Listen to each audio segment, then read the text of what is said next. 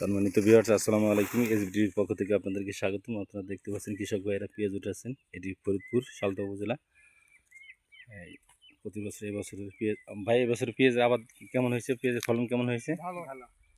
আপনাদের বাড়ি কোথায়? নওগাঁ না? নওগাঁ থেকে আসছেন? আচ্ছা, আপনাদের জেলায় পেঁয়াজ হয় না? না, ধানের আবাদ হয়। আমাদের এই ফরিদপুরে পেঁয়াজটা কেমন দেখতেছেন? খুব সুন্দর, ভালো। ভালো না? আপনাদের কাজের ক্ষেত্রে কোনো সমস্যা আছে? না। আচ্ছা আচ্ছা, তাহলে আপনাদের জেলায় ধান উৎপাদন হয় না? তো পেঁয়াজটা এই যে এইগুলি কিন্তু কদম, আপনারা চেনেন এই যে এগুলি? ধন্যবাদ আপনাদেরকে। পেঁয়াজ কত করে আপনাদের জেলায়? 1900। আচ্ছা, সম্মানিত ভিউয়ার্স, কাজ করেন। কৃষক ভাইরা বলতেছিলেন যে পেঁয়াজের যে উৎপাদন খরচ, সেই উৎপাদন খরচের তুলনায় আপনার যে বিক্রি যে রেট আছে অনেক কম।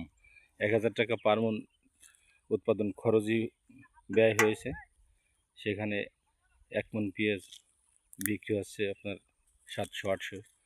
1000 টাকা খরচই আছে। আবার পেঁয়াজের দানা কিনেন আপনারা কত করে? বোধে পেঁয়াজের দানা কত?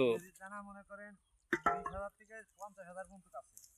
আবার যে 8-10,000 15,000 টাকা 15,000 আছে, 12,000 আছে, বিভিন্ন পদে। মনে করেন এতে ফলন মনে করেন প্রতি মনে 1500-1800 টাকা খরচ হয়ে গেছে। আচ্ছা, এতে মনে করেন কোনো পত্তা নাই। এই 700-800 টাকা পেঁয়াজ বেশি কি হবে? লাল তীর আছে, কিং আছে না? লাল তীর কিং মনে করেন 50,000 টাকা কেজি আছে। এতে মনে করেন লস। এই পেঁয়াজের পরে আবার কি ফসল? পাট। এরপরে পাটের উৎপাদন মনে করেন পাটও তো মনে করেন উৎপাদনে খরচ হিসেবে মনে করেন লস। ধন্যবাদ।